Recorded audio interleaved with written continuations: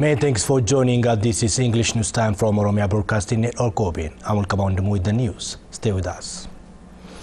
Leadership capacity building training is being offered in Jimma town to leaders drawn from different parts of Oromia regional states. Scott Brown explains. Leadership capacity building training has been offered for leaders drawn from different parts of Oromia in Jimma town. The training is aimed to increase capacity of leaders in order to tackle challenges that have been seen in the reform. Head of ODP Central Office Addisu Aragga on the event said the public should work hard to sustain the reform.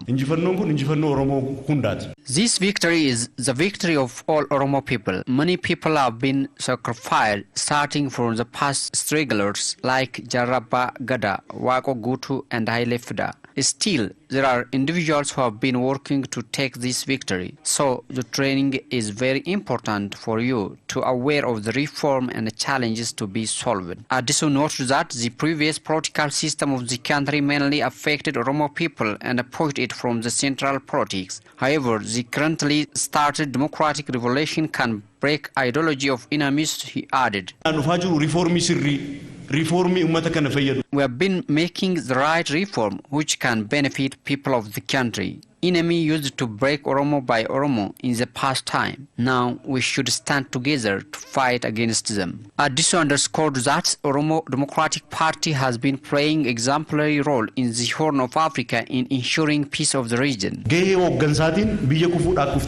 ODP has been playing great leadership role in this country. This party has a great capacity to lead the nations. Oromo believes in love and forgiveness as per the value in Geda system. That is why we have been working to ensure peace among the nations and neighboring countries. We have also done a lot in this regard. He also called upon the trainees to play their role to benefit people of the region economically using resources and manpower the region has.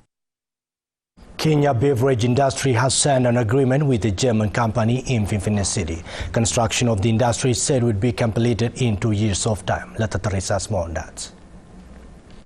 Consultancy service agreement has been signed between Kenya Beverage Industry and Brutec Company of Germany to launch construction of the former. Chief Executive Officer of Kenya Beverage Industry, Nawai Magarsa, said that Brutec Company will begin the work soon, noting that the company is well skilled in this regard.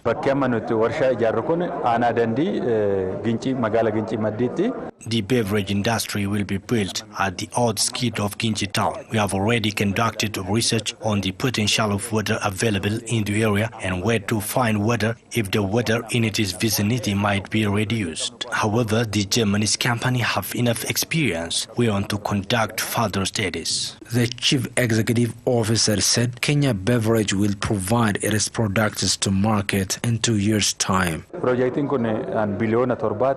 project is worth about 7 billion euro. Our priority will be finalizing it within the next 24 months. Nawai underscored that Kenya beverage production will not be confined to beer production. Kenya Beverage will start its production with beer. Then it will specialize in production of energy drink, other non-alcoholic drink, packed water, juice and milk products. So it will not be limited to beer. Director General of Brutec Company, Mr. Mersu Bizen, said his company will aggressively work to realize the project. I want to express my gratitude to all of you for giving the confidence for us. Head of the Oromia Finance and Economic Cooperation Bureau, Tolesa Gadefa, underlined that the contribution of business persons and shareholders is immense to succeed the project.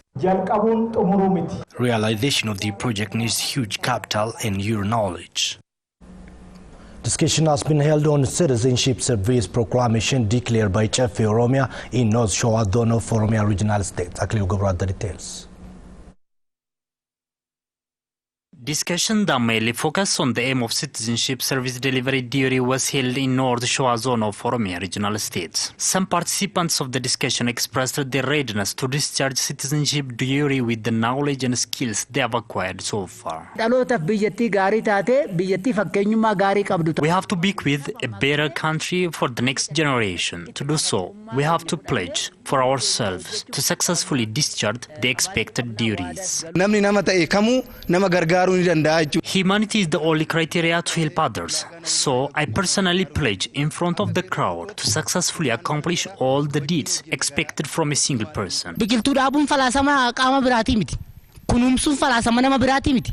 Falaasama Oromooti. I say that we've got an opportunity to realize environmental value in the Gada system, like planting and nurturing trees. Head of North Shore Zone Women, Children and Youth Affairs Bureau, Mazgabe Ababa, urged all citizens to discharge their citizenship duty. Deputy Director of the Federal Development Enterprises, Habtamu Haile Mikil, said that citizenship service delivery duty has paramount role to sustain development endeavors ever started.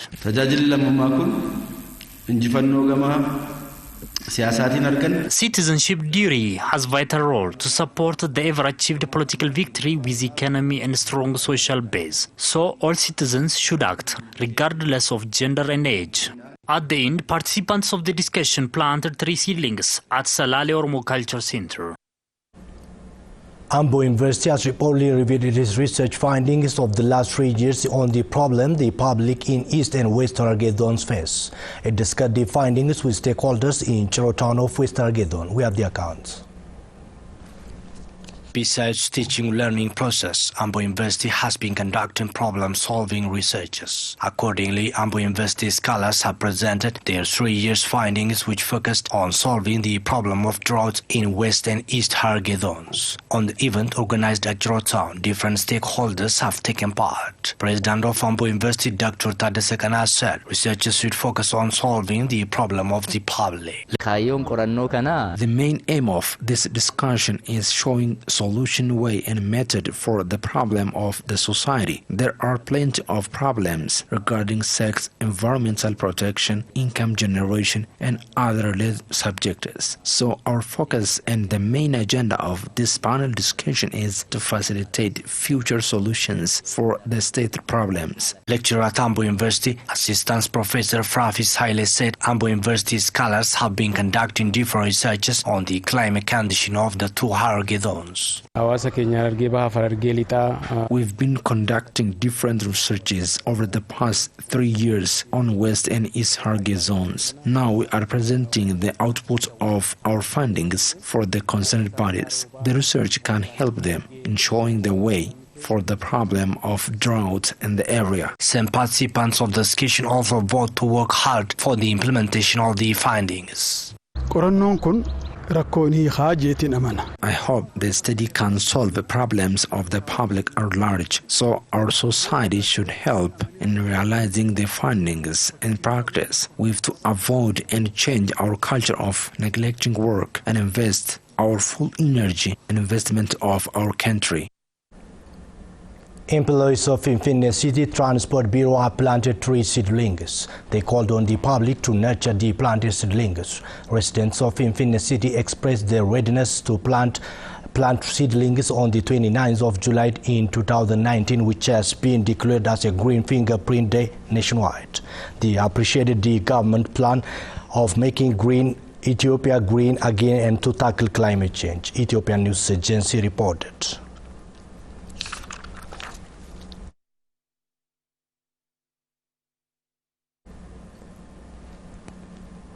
Ethiopia invited to attend Africa-France Summit. Ethiopia's State Minister of Foreign Affairs, Dr. Mark Ostakle, on Friday received Ambassador Stéphane Rivoire, Secretary General of the African-France Summit.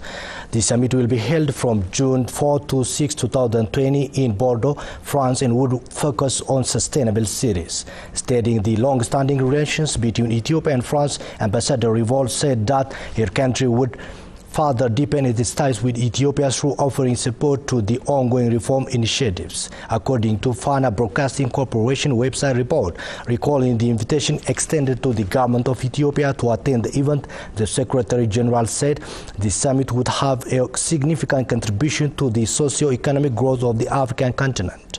Dr. Mark Ostakle, for his part, said that the invitation by the French government would create a good opportunity for Ethiopia's efforts of urban development.